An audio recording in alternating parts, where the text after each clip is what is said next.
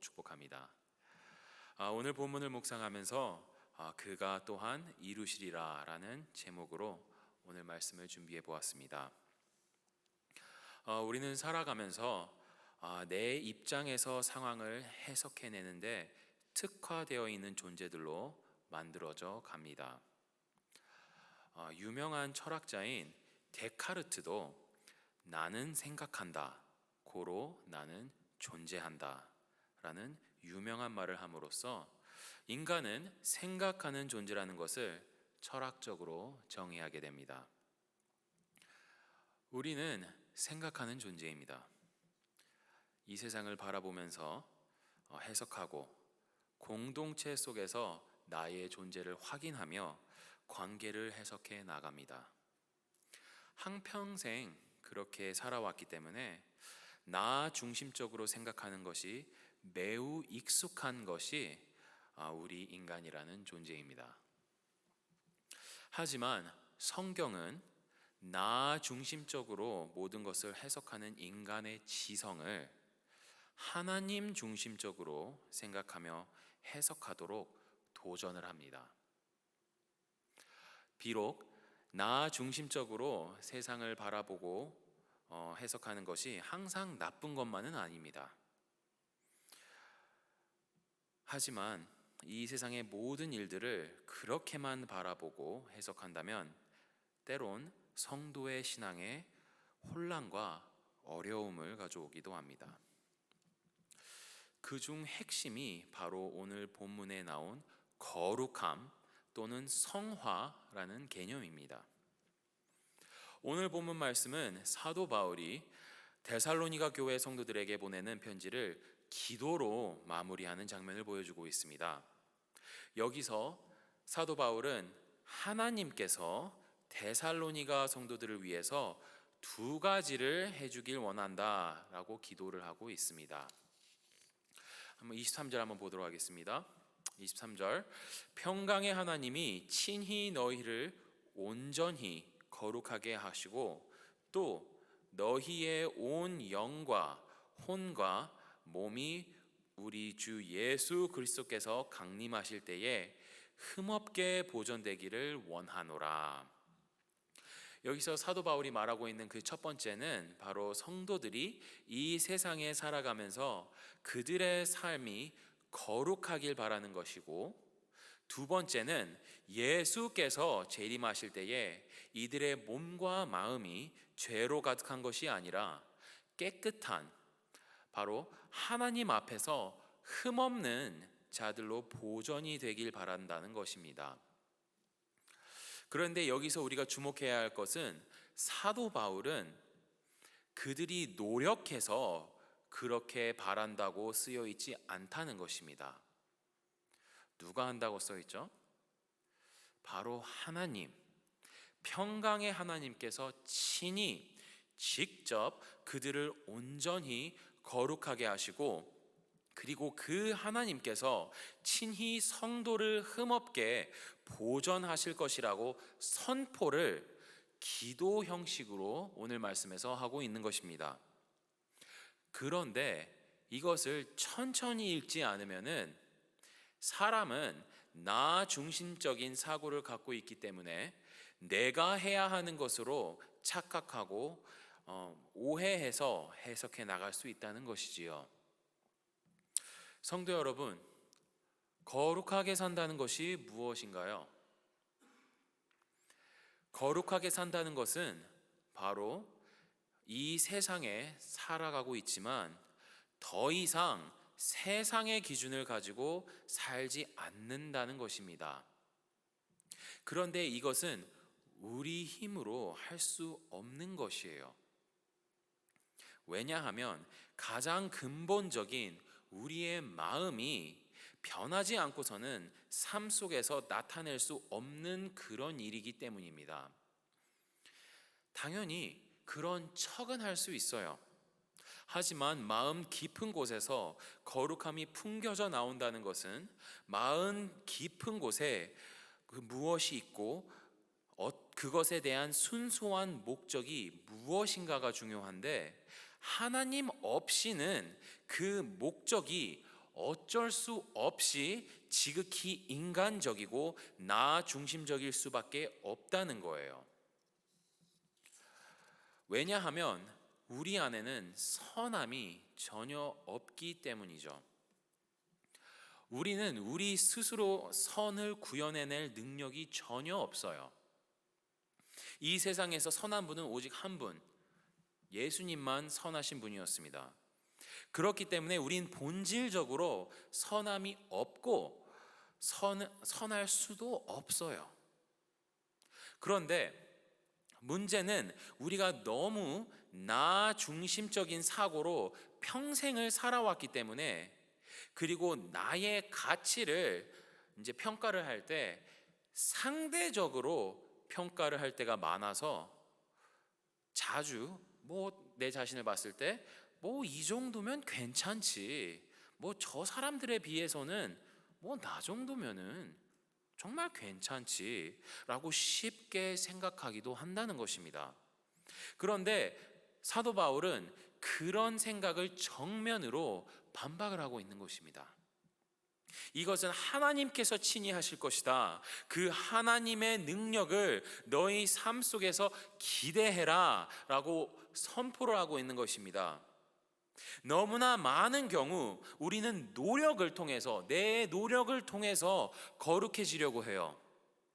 그런데 그 노력이 실패했을 때 그 실패를 인정하는 것이 아니라, 이 교회라는 공동체에 속해 있는 사람들은 그 노력이 실패를 했을 때 거룩한 척을 하려고 해요. 참 슬프게도 어쩌면 우리가 그렇게밖에 할 수 없는 이유가, 어쩌면은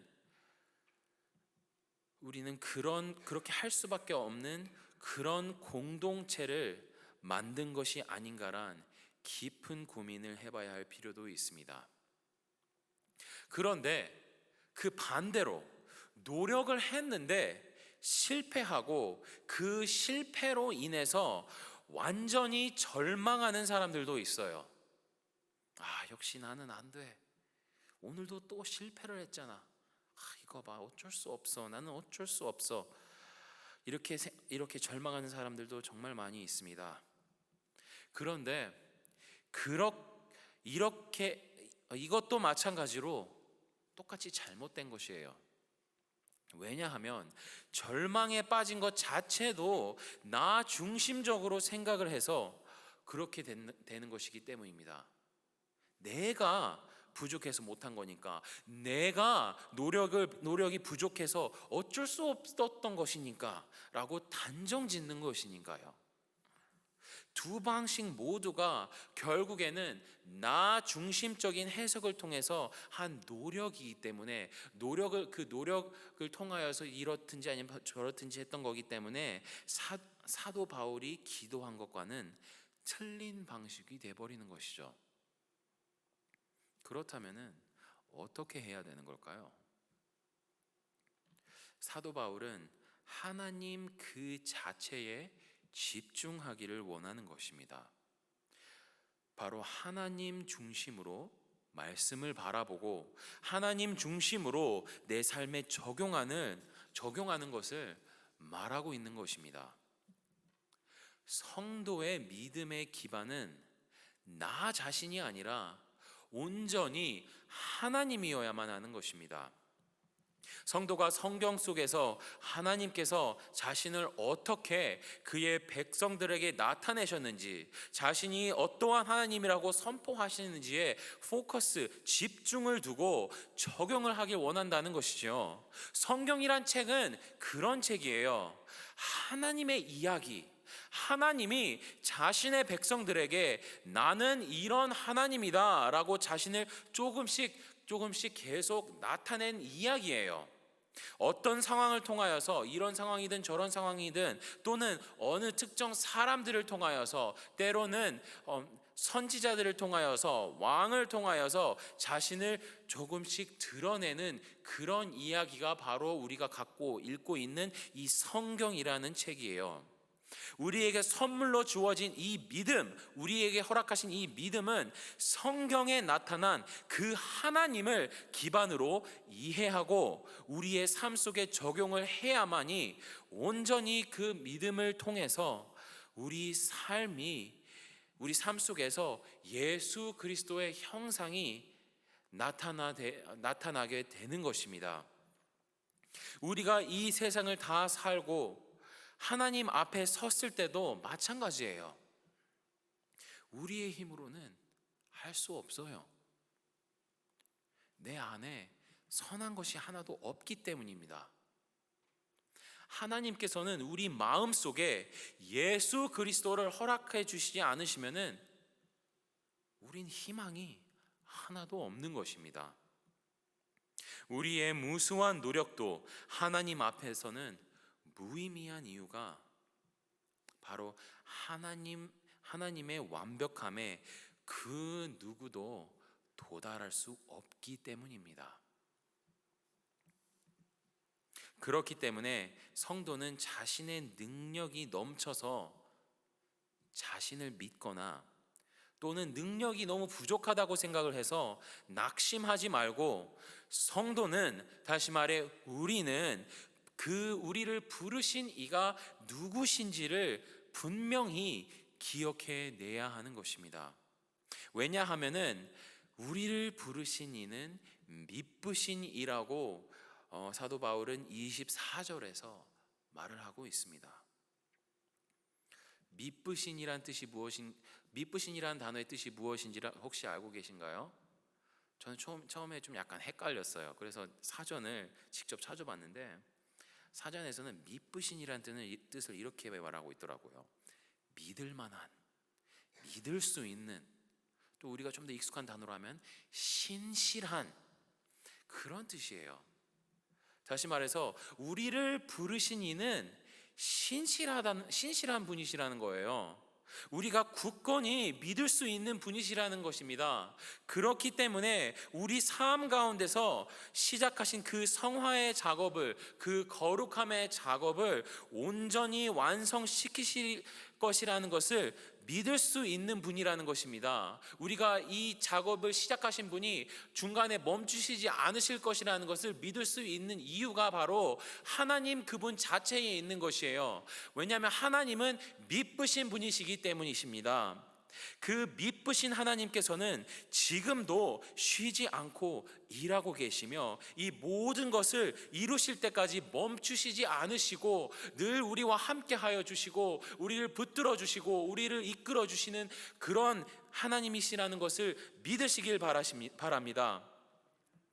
하지만 그렇다고 우리가 아무것도 안 하고 그저 가만히 있어야 하는 것일까요? 그것 또한은 아닙니다. 25절을 보면 사도 바울은 이렇게 부탁을 하고 있습니다. 데살로니가 성도들에게, 형제들아 우리를 위하여 기도하라. 성도에게 무슨 능력이 있기에 사도 바울은 자신들을 위하여서 기도해 달라고 한 것일까요? 그 이유는 바로 나 중심적으로 바라보지 않고 하나님 중심적으로 봤을 때 우리는 이해를 할 수 있습니다. 이 부탁의 핵심은 바로 그 기도를 들으시는 분이 누구신지를 기억했을 때 우리의 기도가 중요하다는 것을 알 수가 있습니다. 하나님께서는 우리의 부족함 속에서도 우리를 사용하길 원하십니다. 특히 정말 신기하게도 하나님께서는 성도들의 기도를 통해서 이 세상에서 역사하시기를 원하십니다. 하나님께서는 굳이 그러실 필요가 전혀 없는데도 말이죠. 하지만 성도의 믿음이 자라나도록 하나님의 능력이 역사하는 것을 기도를 통해서 체험하기 위해서 하나님께서는 이런 방법을 사용하시길 즐거워하십니다. 우리의 연약함 속에서 드리는 고백, 그리고 하나님의 도우심을 구하며 하나님을 의지하는 그 기도를 통해서 하나님께서는 하나님 당신의 뜻을 이루시길 원하십니다. 사랑하는 성도 여러분, 우리의 신실하신 그 하나님을 우리가 믿고 따르는 그 말씀 속에서 자신을 드러내 주시는 그 하나님을 깊게 묵상하시길 바랍니다. 그래서 이 세상을 살아가면서 그 어느 상황 속에서도 나의 지식과 식견만으로 모든 것을 판단하고 해석하지 않고 우리에게 믿음을 주신, 오늘도 우리와 함께 하시는 그 하나님을 믿으며 어려움 속에서도 우리를 잊지 않으시고 보이지 않는 곳에서도 신실하게 우리를 위해 일하시는 그 하나님을 의지하시길 주님의 이름으로 축복합니다. 기도드리시겠습니다. 우리 이 시간 함께 기도드리시면서